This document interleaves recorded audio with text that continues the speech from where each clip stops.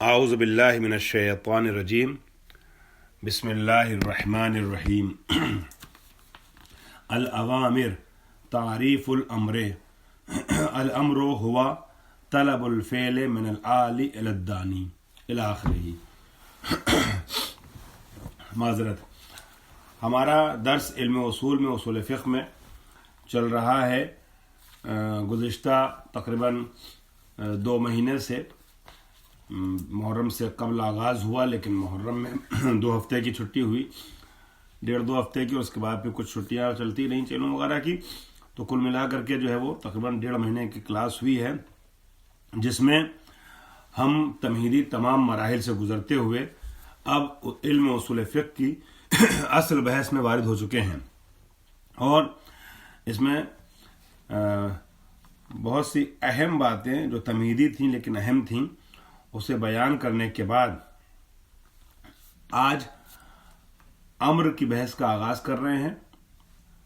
آپ کو یاد ہوگا گزشتہ درس میں انہوں نے بتایا تھا کہ دراست الظاہر، ہم نص کی چھان بین کرتے ہیں، نص کی دراست کرتے ہیں، اس کو پڑھتے ہیں، اور نص کے ساتھ ہم ظاہر کی بھی دراست یعنی اس کی بھی پڑھائی کرتے ہیں۔ اور ظاہر کی پڑھائی میں ہم کیا پڑھتے ہیں، کون کون سی بحث اہم ہیں، بتایا تھا اوامر، نواہی، مفاہیم، عام خاص، ٹھیک ہے، مطلق، مقید، یہ سب اہم ترین بحثیں ہیں۔ حالانکہ اس کے علاوہ اور بہت سی بحثیں ہیں، لیکن اس کو جو لب و لباب ہے، جو اصل بحثیں ہیں، جو زیادہ فیمس مشہور بحثیں ہیں اس کی، وہ یہ 4-5 بحثیں ہیں۔ کہہ رہے ہیں اس کو ہم آگے بیان کریں گے۔ اب ان بحوث میں جس کی طرف اشارہ کیا تھا، سب سے پہلی بحث اوامر کی ہے۔ اوامر امر کی جمع ہے نا، امر کی بحث، بحث امر۔ فرمانا تعریف الامر، امر کی تعریف کیا ہے؟ الامر ہوا طلب الفعل من العالی الی الدانی، امر کسی کام کا مطالبہ کیا جائے عالی کی جانب سے، اور مطالبہ ہو کس سے؟ دانی سے۔ دانی عالی کا برعکس ہے، عالی علوف سے بنا ہے، یعنی باپ اپنے بیٹے سے، استاد اپنے شاگرد سے، یا آقا اپنے غلام سے، ٹھیک ہے۔ جب اس طرح سے کوئی عالی دانی سے، یعنی فضل و رتبے میں جو کم ہے، اس سے جب مطالبہ کرتا ہے تو اسے امر کہتے ہیں۔ اس کے برعکس کہ دانی عالی سے مطالبہ کرے، ہم دعا بھی تو کرتے ہیں، ہم نہیں کہتے ہیں خدایا ہمیں ترقی عطا فرما، خدایا ہمیں شفا عطا فرما، خدایا ہمیں رزق عطا فرما، خدایا اس مشکل کو حل کر دے، اللہ اس پریشانی کو دور کر دے۔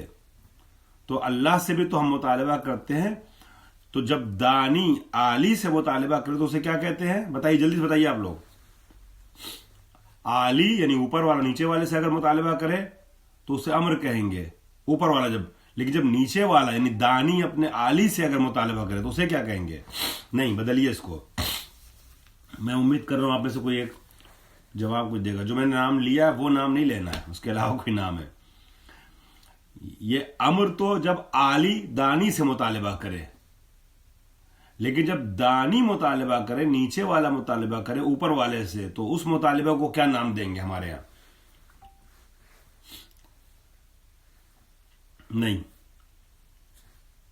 اوامر تو امر کی جمع ہو گئی، وہ نام لیا نہیں ہے۔ میں دیکھنا چاہ رہا ہوں آپ کے ذہن میں، کسی کے ذہن میں آتا ہے؟ حکم جو ہے وہ امر کا ہی اردو ترجمہ ہو جائے گا، نواہی تو ہو جائے گا نہیں، یعنی روکنے کو، منع کرنے کو۔ اللہ سے جب آپ کچھ مانگتے ہیں تو اسے کیا کہتے ہیں؟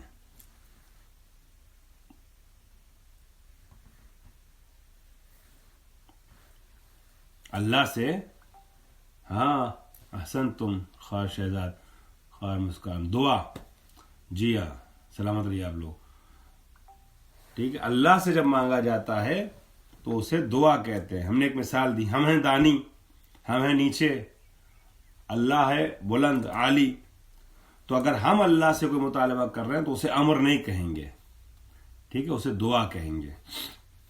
اسی طریقے سے اگر غلام اپنے آقا سے کچھ مطالبہ کرے، ٹھیک ہے، یا بیٹا اپنے باپ سے، بیٹی اپنی ماں سے مطالبہ کرے تو اسے امر نہیں کہیں گے۔ آپ کی والدہ آپ کو امر کرے، حکم دیں کسی بات کا، آپ سے مطالبہ کریں تو امر ہے. جی میں ریپیٹ کر رہا ہوں. کبھی ایسا ہوتا ہے کہ عالی یعنی جو رتبے میں بلند ہے، اوپر والا، وہ نیچے والے سے کسی چیز کا، کسی فعل کا مطالبہ کرتا ہے. ٹھیک ہے، تو اسے امر کہا جاتا ہے. لیکن جب دانی اپنے عالی سے مطالبہ کرے تو اسے امر نہیں کہتے، اسے کچھ اور نام دیا جاتا ہے، جیسا محل ہو اس کے اعتبار سے. ٹھیک ہے، بیٹا اپنے باپ کو امر نہیں دیتا، بیٹا اپنے باپ سے درخواست کرتا ہے، ریکویسٹ کرتا ہے. بندہ اپنے خدا کو حکم نہیں دیتا بلکہ دعا کرتا ہے. ٹھیک ہے، تو کچھ اور نام دیے جاتے ہیں. تو امر کسے کہیں گے؟ امر میں شرط کیا ہے؟ ہاں، امر میں شرط یہ ہے کہ عالی دانی سے، اوپر والا نیچے والے سے مطالبہ کرے. ہو الامر ہوا، میں سمجھتا ہوں میں نے اتنی مثالیں دی، اس طریقے سے سمجھایا، تھوڑا وقت بھی لیا. 1 منٹ کی بات 5 منٹ میں کہیے، سب تک پہنچ گئی ہوگی. صحیح ہے، صحیح لکھا آپ نے. ہو آئیے دوبارہ ریپیٹ کر رہا ہوں. الامر ہوا طلب الفعل من العالی الی الدانی، فعل کا مطالبہ ہو، عالی کرے مطالبہ، کس سے مطالبہ کرے؟ دانی سے، نیچے والے سے. وَيُبْحَثُ يَبْحَثُ الْأَمْرُ مِن نَاحِيَتَيْ مَادَّتِهِ وَصِيغَتِهِ، امر بحث کرتا ہے دو چیزوں کے لیے، دو جہتوں سے، دو ناحیتوں سے. البتہ اگر یبحثو فی الامر کر دیں، فی کا بڑھا اضافہ کر دیں تو زیادہ بہتر عبارت ہو جائے گی. یبحثو فی الامر، امر میں بحث ہوتی ہے. چونکہ امر بحث نہیں کرتا، امر میں بحث ہوتی ہے، تو یبحث الامر نہیں ہوگا بلکہ یبحثو فی الامر. ٹھیک ہے، امر میں بحث کی جاتی ہے من ناحیتین، دو ناحیتوں سے. ناحیہ کہتے ہیں جہت کو، سمت کو، رخ کو، دو پہلو سے. چونکہ اضافت ہو گئی ہے تو آپ کو پتا ہے کہ تثنیہ میں نون کا اعراب یا جمع میں نون کا اعراب جو ہے، جمع اور تثنیہ میں جو نون ہے، ٹھیک ہے، یہ گر جاتا ہے اضافت کی صورت میں. تو یہ من ناحیتہ مادت ہی ہو گیا، چونکہ مادہ کی طرف مضاف ہو گیا ہے ناحیتین. تو دو ناحیتوں سے بحث ہوتی ہے، دو جہتوں سے بحث ہوتی ہے اس میں امر میں. ایک مادے کی جہت سے بحث ہوتی ہے اور ایک صیغے کی جہت سے بحث ہوتی ہے. یعنی ایک مرتبہ آمارا جو الف میم رے ہے، اس کے بارے میں ہم گفتگو کریں گے کہ الف میم رے کا مطلب کیا ہے، کیا یہ حکم ہی کو سمجھاتا ہے یا اس سے کچھ اور بھی مطلب سمجھا جا سکتا ہے. دوسرے کہ صیغہ، مثلا ہم نے کہا اطلب، ہم نے کہا اضرب، ٹھیک ہے، ہم نے کہا افعل، ٹھیک ہے، ہم نے جب کہا کہ اقتل، ہم نے کہا کہ انصر، مدد کرو، ہم نے کہا اضرب، مارو، ہم نے کہا افعل، اس کام کو انجام دو. تو یہ جو افعل کے وزن پہ جو چیزیں آ رہی ہیں، افعل یا اس طرح سے، یا ایسے اور بھی کلمات ہیں، سے امر کے الگ الگ صیغے ہیں، آپ پڑھیں گے انشاءاللہ. مثلا تضرب، ٹھیک ہے، جیسا باب ہوتا ہے، آپ لوگوں نے پڑھ لیا ہے صرف میں، تو باب کے اعتبار سے امر کا صیغہ بدل جاتا ہے. تو ہم بات کریں گے کہ امر جو سمجھ میں آ رہا ہے، حکم جو سمجھ میں آ رہا ہے، وہ کس صیغے سے سمجھ میں آ رہا ہے. تو ہم امر کے صیغے کے متعلق اور امر کے مادے کے متعلق بات کریں گے. اصل بات واضح ہوئی نہیں واضح ہوئی آپ کو؟ جب ہم کہیں گے اضرب تو یہاں دو چیزیں ہیں، ایک اضرب کا صیغہ ہے، شکل ہے، حیت ہے اضرب، ٹھیک ہے، افعل کے وزن پر، اور ایک زاد رے اور بے ہے. تو جو جس سے اضرب بنا ہے، تو زاد رے بے کہلاتا ہے مادہ، ہے نا، اصل، اور اضرب یہ افعل جو وزن ہے یہ کہلاتا ہے صیغہ. تو ہم جو گفتگو کریں گے، بحث کریں گے امر کے متعلق، تو اسی دو رخ سے کریں گے، ایک مادے کی جہت سے، ہاں صحیح لکھا آپ نے، اس کے اصل جو مادہ، تو یا مادے کی جہت سے یا صیغے کی جہت سے. تو سب سے پہلے بتا رہے ہیں الف مادۃ الامر، پہلے مادے کے بارے میں بات کر رہے ہیں. آمارا، الف میم رے. वह या अलिफ हमजा मीम रे, हमजा मीम, इन्होंने हमजा लिखा हुआ है, हमजा मीम, चूंकि अरबी में अलिफ जो है वो मुस्तकिल हैसियत नहीं रखता, अलिफ कई बार गिर भी जाता है, तो जो चीज़ पढ़ी जाती है उसको हम लोग अरबी में हमजा बोलते हैं। हमजा वही जिसको उर्दू में हम लोग कई बार अलिफ कहते हैं, ठीक है। आमारा, हमजा मीम और रे या रा, ये है मादा। मादा समझ में आ गया सबको? अम्र का मादा क्या, जल्दी बताइए। हाँ, आमारा, सही, अहसन तुम। वकुल्लु मश्तुक का मिन्हा मिन अफाल, और जितने भी अफाल हैं ये अलिफ मीम और रे से, हमजा मीम और रे से, आ मा रा से निकाले जा रहे हैं, वो सब माद्दा अम्र शुमार होते हैं। मसला हमने कहा ज़राबा, तो ज़ाद रे बे ज़राबा में भी है। हमने कहा इज़रिब, ठीक है कि अलिफ बढ़ गया इसमें, लेकिन ज़ाद रे बे इसमें भी है। हमने कहा यज़रेबो, तो ये बढ़ गया मगर ज़ाद रे बे इसमें भी है। हमने कहा कि ज़ारिब, तो बीच में अलिफ आ गया यहाँ भी, लेकिन ज़ाद रेबे है, ठीक है। हमने कहा मज़रूब, तो मीम और वाव बढ़ गया मगर ज़ाद रेबे है। तो असल जो है मादा ज़ाद रेबे वो हर जगह आ रहा है ना, समझ आया नहीं समझ में आया? समझ आया हो जी, अहसन। तुम आज आप लोगों की तरफ से जवाबात जो हैं वो मेरे सवाल पर बेहतर दिए जा रहे हैं। लग रहा है कि कम लोग किचन में मशगूल हैं, ठीक है, बाकी सब लोग क्लास कर रही हैं। क्लास के वक्त अपनी जिम्मेदारियां बाकी छोड़ दिया कीजिए, सिर्फ क्लास में आप लोग शामिल रहा कीजिए और जवाब दिया कि इस सवाल का, ताकि मुझे लगे, मैंने पहले भी कहा कि हाँ क्लास में सब लोग शामिल हो। अहसन तुम।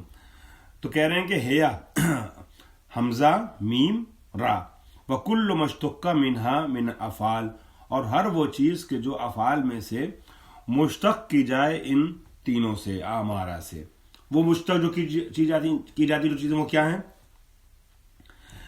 अमर या आमारा, आमारा फिल माजी, आमारा या अमरो, या आमारा या अमरो, और आगे जो कुछ भी है वो सब मुश्तक किया गया अमर से।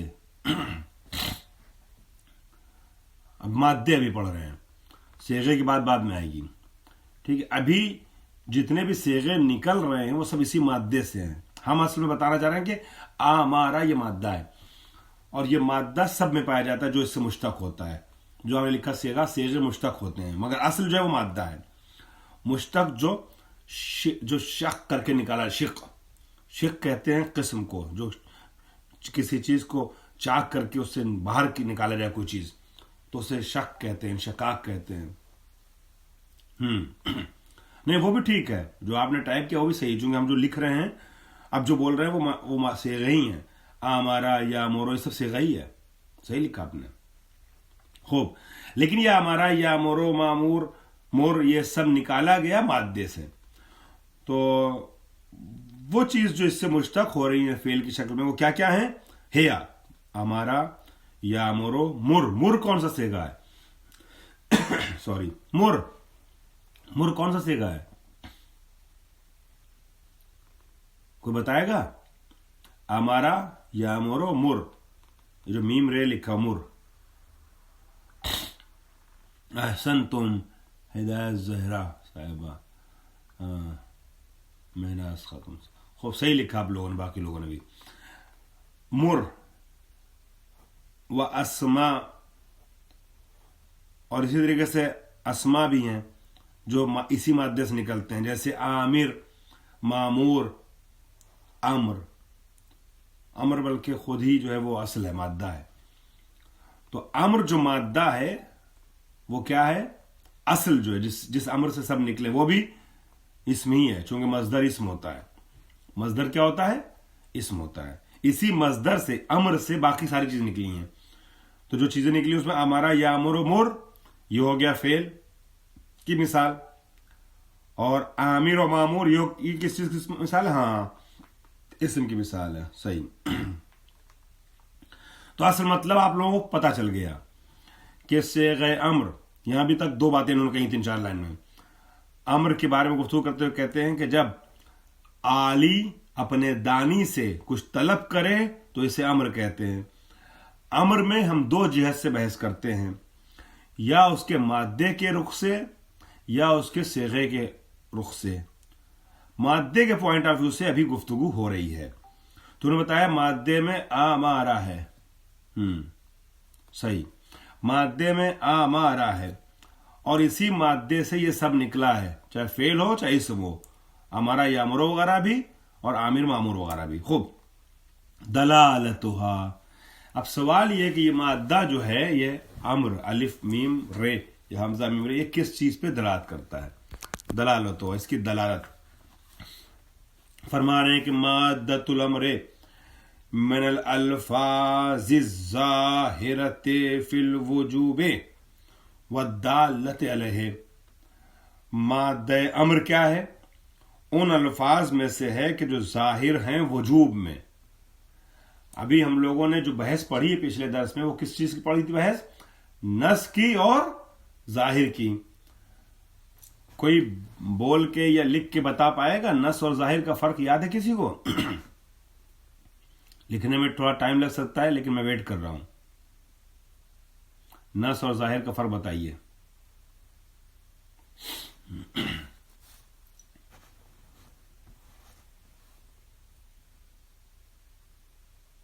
کوئی بتائے گا؟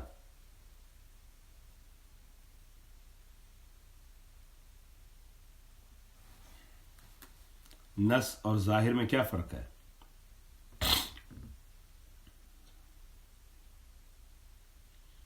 دو میں سے کسی ایک کا مطلب بتا دی، میں سمجھ جاؤں گا۔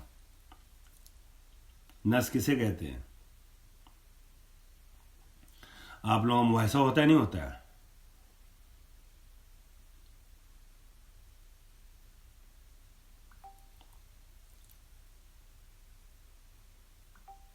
احسنتم احسنتم، ہاں صحیح لکھا آپ نے۔ شہزاد فاطمہ باقی خان بھی صحیح لکھ رہی ہیں کہ جب ایک لفظ کا ایک معنی ہو، جب لفظ کا صرف ایک ہی معنی ہو، وہی معنی بس سمجھ میں آئے، دوسرے معنی کا احتمال نہ ہو۔ جیسے ابدن کی مثال دی تھی، لا تقبل من الشہادۃ ابدا، ٹھیک ہے، ابدن کی مثال تھی۔ جب ایک لفظ کا ایک ہی معنی ہو، ابدن ہمیشہ کو سمجھانے کے لیے کہ اس کی شہادت گواہی قبول نہیں کی جائے گی کبھی بھی، ہرگز، تو وہ نص ہے۔ لیکن ایک لفظ کا معنی ایک سے زیادہ ہو، ہے نا، تو جو قریب ہوتا ہے معنی، ہم اس میں ظاہر مانتے ہیں۔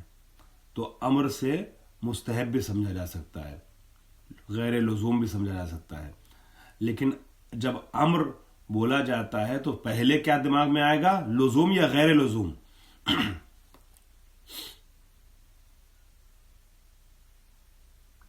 لزوم، احسنتم، لزوم، حکم، فوری، اختیار نہیں ہو اس میں۔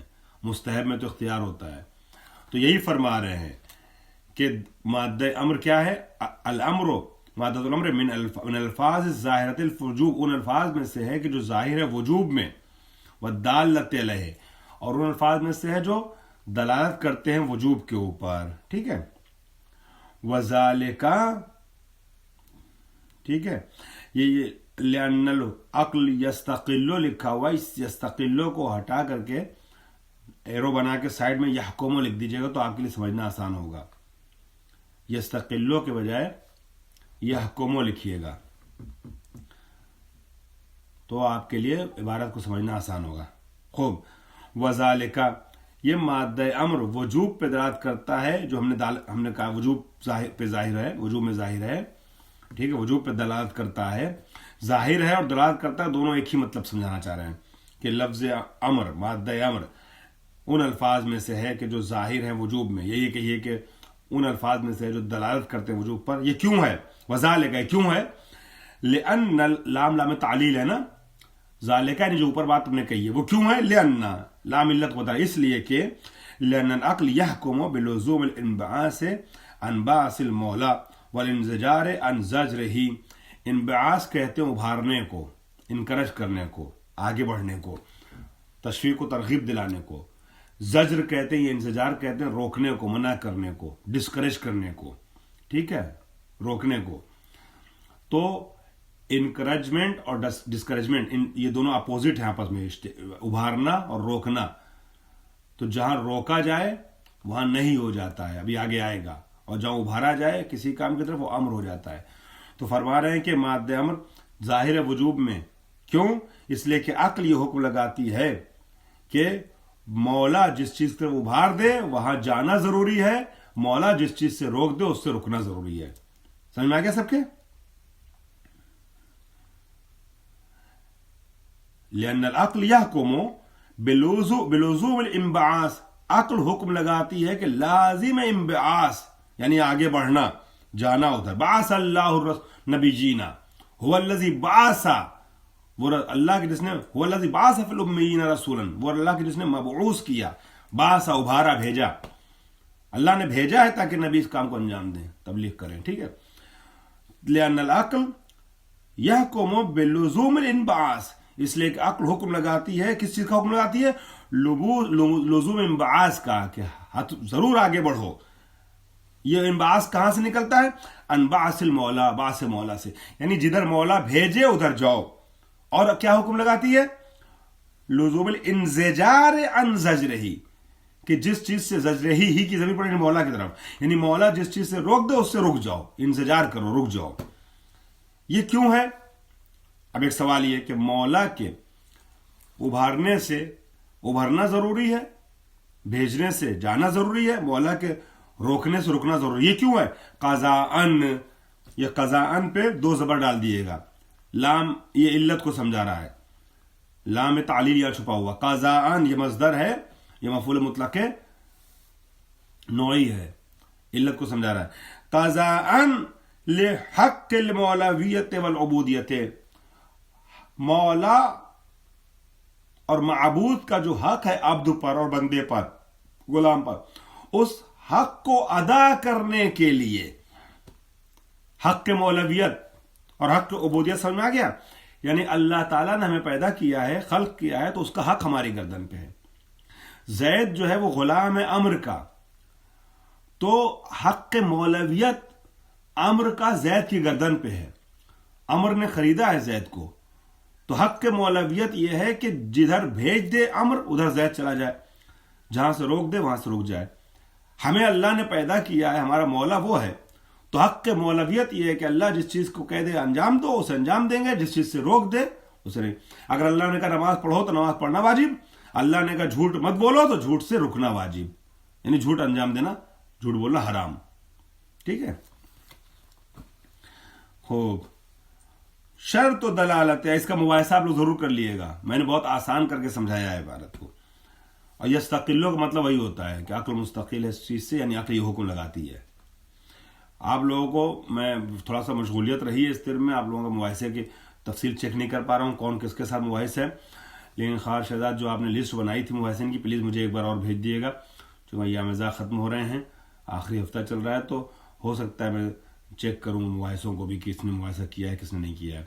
तो वो लिस्ट मुझे व्हाट्सअप कर दीजिएगा मुबाहिसिन की। एक ग्रोह में 2 या 3 मुबाहिस हों, 3 से ज़्यादा नहीं होना चाहिए, और तीनों आपस में, जैसे अभी मैंने क्लास ज्वाइन किया था तो आप पढ़ा रही थी दूसरे साथियों को, वैसे एक साथी दूसरे 2 साथियों को रोज पढ़ाए, ठीक है। खूब, लेकिन एक ही रोज नहीं पढ़ाएगा, कभी एक पढ़ाए, कभी 2 पढ़ाए, कभी तीसरा पढ़ाए। जी हाँ, अच्छी बात है। खूब, शुरूत और दलालत है। अब ये अम्र वजूब पे दलालत करता है। शुक्रिया, आपका मैसेज आ गया ग्रोह मुबाहिसिन का, मैं इंशाल्लाह चेक कर लूंगा। शुरूत और दलालत है, ये बात अभी तक आपके समझ में आ गई। 3 चीजें। पहली बात तो ये कि अम्र जब आली दानी से मुतालबा करे। दूसरी बात ये कि अम्र का मादा जो है वो आमारा है, जिससे ये सारी चीजें मुश्तक होती हैं, या अमरो वगैरह। तीसरी चीज ये है कि मादा अम्र ये जाहिर है वजूब में, ठीक है, क्योंकि अक्ल इस बात का हुक्म लगाती है कि मौला जिधर हुक्म दे दे उधर जाना जरूरी है, जिस चीज से रुकने का हुक्म दे दे उससे रुकना जरूरी है। खूब, क्यों ऐसा है? क्योंकि मौला का हक है हमारी गर्दन पे, जो हक के मौलवियत और हक के उबूदियत कहलाता है। उस हक, वो हक ये कज़ान यानी वो हक ये इख्तिजा करता है कि जिस चीज से रोके उससे रुक जाओ, जिस चीज का हुक्म दो उसे अंजाम दो। शर्त तो दलालत है, लेकिन याद रखिएगा امر وجوب پہ دلالت کرتا ہے ایسے ہی نہیں، اس کی کچھ شرطیں ہیں.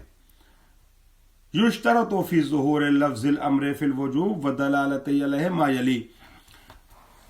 امر وجوب پہ دلالت کرتا ہے، اس کی شرط یہ ہیں، اس کی شرطیں جو ہم بتانے جا رہے ہیں، ما یلی جو نیچے آ رہی ہیں، ٹھیک ہے، ما یلی جو اس کے بعد آنے والی ہے. خوب، شرط کیا کیا ہے؟ دو اہم ترین شرط. پہلی بات تو یہ، میں کس چیز کی شرط ڈھونڈ رہا ہوں پتا آپ کو؟ شرط اس چیز کی ڈھونڈ رہا ہوں، نکلا ہوں ڈھونڈنے کے لیے، پڑھنے جا رہا ہوں کہ امر وجوب کو سمجھاتا ہے، ایسے مطلقاً نہیں سمجھاتا.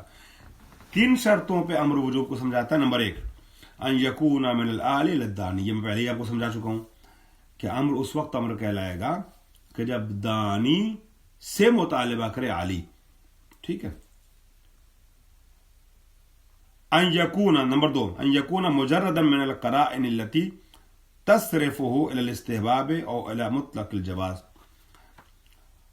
یہ امر جو ہوا، آرڈر جو ہوا، حکم جو ہوا، یہ ایسے قرینوں سے خالی ہو جو قرینہ ذہن مخاطب کو لے جائے استحباب کی طرف، امر کو منصرف کر دے مستحب کی طرف یا مطلق کے جواز کو. کبھی کبھی عبارت میں ایسا جملہ آ جاتا ہے، ایسی بات آ جاتی ہے، ایسا قرینہ آ جاتا ہے جس سے یہ سمجھ میں آتا ہے کہ یہ مستحب کو سمجھا رہا ہے، وجوب کو نہیں سمجھا رہا ہے، یا صرف یہ بتا رہا ہے کہ جائز ہے آپ کے لیے کام کرنا. وہ جواز جو ہے وہ واجب کی شکل میں بھی ہو سکتا ہے، مستحب یعنی حرام نہیں ہے، عدم حرمت. یاد رکھیے گا، ان یکون مجردا من القرائن. امر سے وجوب کب سمجھ میں آتا ہے؟ کہ جب یہ امر صیغہ امر خالی ہو. کس چیز سے خالی ہو؟ مادہ امر صیغہ امر. ٹھیک ہے، امر خالی ہو کس چیز سے؟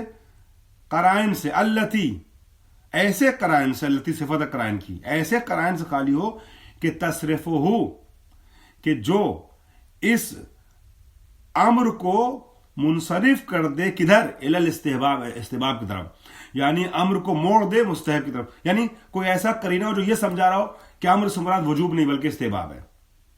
تو استحباب کو سمجھانے والے قرینے سے خالی ہو.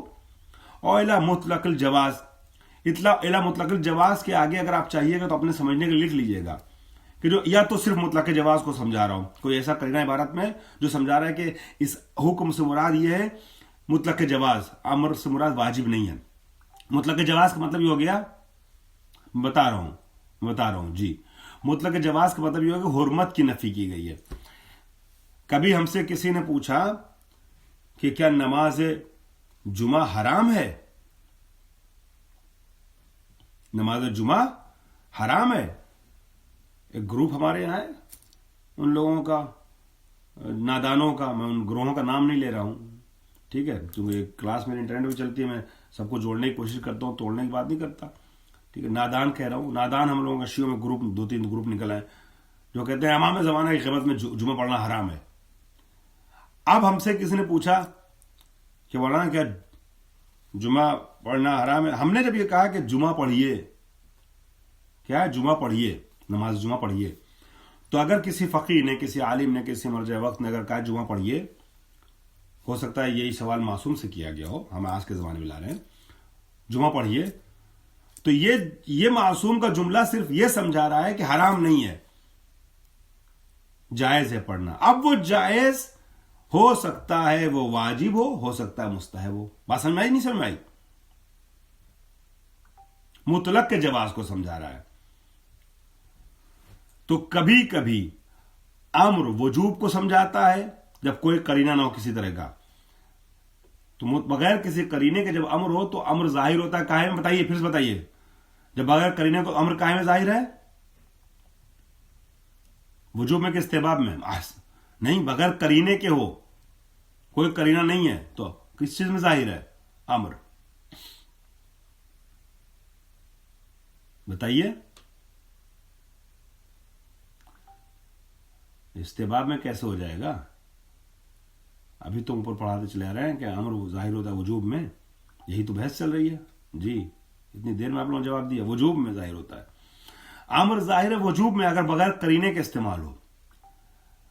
اب اگر مستحب سمجھنا ہے تو اس کے لیے کوئی قرینہ ہونا چاہیے ساتھ میں، ٹھیک ہے. تو امر 3 طریقے استعمال ہوتا ہے.